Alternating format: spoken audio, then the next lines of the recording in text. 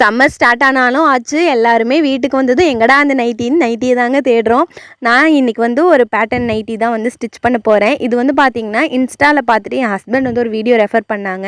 அது ரொம்ப நல்லா இருக்குது, அதே மாதிரி நீயும் ஸ்டிச் பண்ணி போட்டுக்கோ அப்படின்னு சொல்லி ஃபேப்ரிக்கும் வாங்கி கொடுத்துட்டாங்க.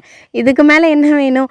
ஆனால் அவங்க அனுப்பின டிசைன் வேறு, அதில் வந்து 2 கலர் ஆஃப் ஃபேப்ரிக் வந்து யூஸ் பண்ணியிருந்தாங்க. ஆனால் இவங்க வந்து ஒரே கலரில் வாங்கிட்டு வந்திருந்தாங்க. சரின்னு நான் ஒரே கலர் வச்சு தான் பண்ண போகிறேன். இதோட ஃபுல் வீடியோ வந்து நான் ஷூட் பண்ணிவிட்டேன். நாளைக்கு எடிட் பண்ணி யூடியூப்பில் அப்லோட் பண்ணுறேன். உங்களுக்கு தேவைப்பட்டால் நீங்கள் பாருங்கள். என்னுடைய ட்ரெஸ்ஸஸ் மோஸ்ட்லி என் ஹஸ்பண்ட் தாங்க சூஸ் பண்ணுவாங்க. கலர் காம்பினேஷன்ஸாக இருக்கட்டும், டிசைன்ஸாக இருக்கட்டும், எல்லாமே அவங்க தான் வந்து சூஸ் பண்ணுவாங்க.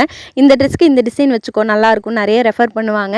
ஸோ வந்து அவங்க ஃபேப்ரிக்கும் வாங்கி கொடுத்து ரொம்ப நாள் ஆச்சுங்க. சரி இன்றைக்கி வந்து ஒரு வீடியோ ஷூட் பண்ணலான்னு சொல்லி தான் எடுத்திருந்தேன். அண்ட் ஒரு சிஸ்டர் வந்து நேற்று போட்டிருந்த வீடியோவுக்கு கமெண்ட் பண்ணியிருந்தாங்க. எப்போ பாரு டைம் இல்லைங்கிறீங்க, கால் பண்ணாதங்கிறீங்க, எதுக்கு தான் நீங்கள் இந்த பிஸ்னஸை பண்ணுறீங்கன்னு சொல்லி கேட்டிருந்தாங்க. உண்மையிலே அது கரெக்டான விஷயம் தாங்க. நான் மோஸ்ட்லி உங்கள்கிட்ட எக்ஸ்கியூஸ் தான் கேட்டுகிட்டே இருக்கேன். எனக்கு உடம்பு சரியில்லை, எனக்கு டைம் இல்லை, ஆர்டர்ஸ் நிறைய இருக்குதுன்னு நான் எக்ஸ்கியூஸே தான் கேட்டுட்ருக்கேன். எனக்கே தெரியுது.